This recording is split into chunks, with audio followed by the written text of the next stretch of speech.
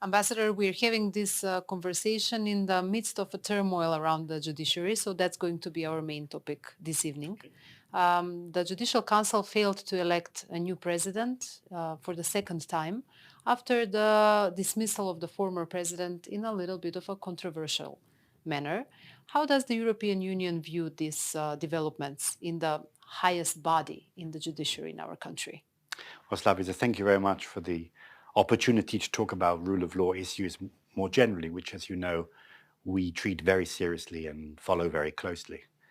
Now, I'm not going to go into the ins and outs and the details of the Judicial Council. I'm not privy to the discussions there, and it wouldn't be appropriate for me to do so. But I would say this, that the Judicial Council is a very important body. It's responsible for promoting and defending the independence, integrity and professionalism of judges, and therefore it matters what it does, the decisions it takes, the way it behaves. This is very much in public view. So, of course, we naturally follow how things develop very closely.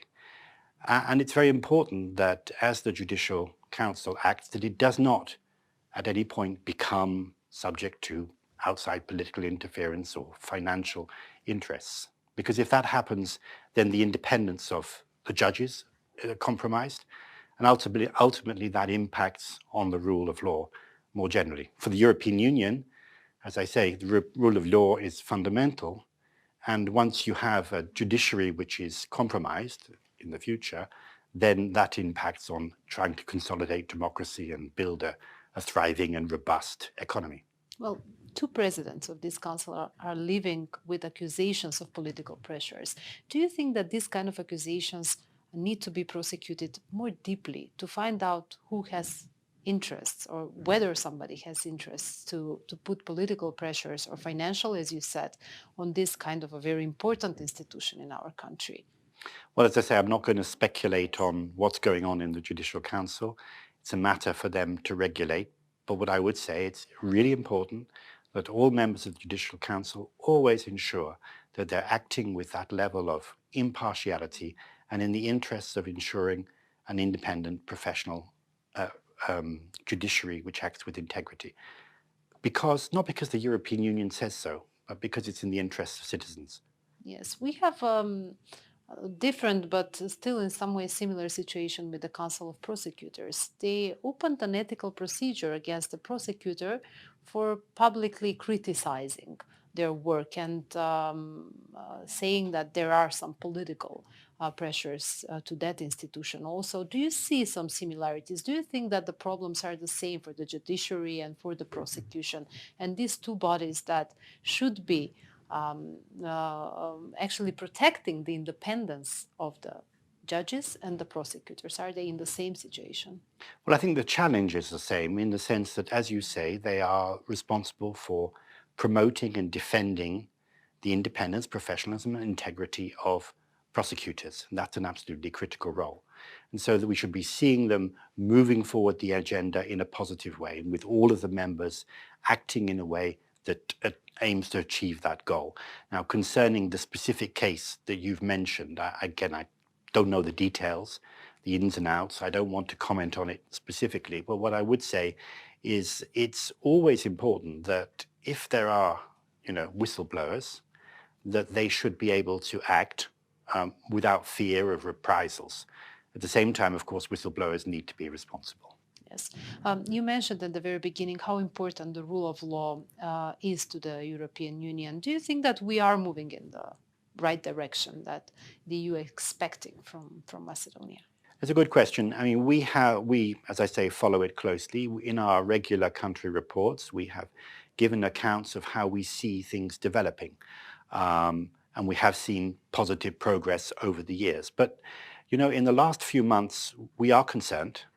We've seen a number of developments, almost patterns of behavior, which really are not consistent with what we would expect from a negotiating country. Now, what do I mean by a negotiating country? Last July, you opened accession negotiations with the European Union. That means a different kind of relationship with a higher level of commitments. So we expect to see performance on the rule of law in a very positive sense. And what do I mean more specifically about concerns? Well, I think it covers a range of issues which have been very much in the public eye. And again, I'm not going to comment on them specifically, but just mention areas of concern. So we've seen in a number of cases concerning high-level corruption, certain patterns emerging where retrials, where we have judgments which could impact on the work of the statute of limitations. That's a concern. There may be very good justifications for those in individual cases, but again, the overall pattern is concerning. At the same time, we've seen events in the Judicial Council, we've seen events with the Office of the Prosecutor Against Corruption and Organised Crime, which again raise question marks. For the European Union, as I say, this is fundamental, which means in practice, during this process of accession, we will look at these issues very carefully through a microscope from day one until the day that the country joins the European Union. And that's why all of these events are being followed by us, and that's why I express some concern at the current developments. Are you coordinating with other embassies like the United States Embassy when it comes to fight against corruption? Because you have the same concerns, the European Union and the United States as a strategic partner. Are you coordinating in some way to help us develop mechanisms to fight high-level corruption, as you mentioned? We're very committed to helping the country fight corruption, and in our country reports, again, we've seen a number of ways in which there have been positive developments. I think of the work of the State Commission for the Prevention of Corruption, the State Audit Authority. So, we are providing support. So are other partners, other international partners. So, of course, in that sense, in the form of support we give, we do liaise, we do coordinate to make sure that we're providing the most efficient use of funds and being most effective. And we talk to all of our partners about how we see the overall picture.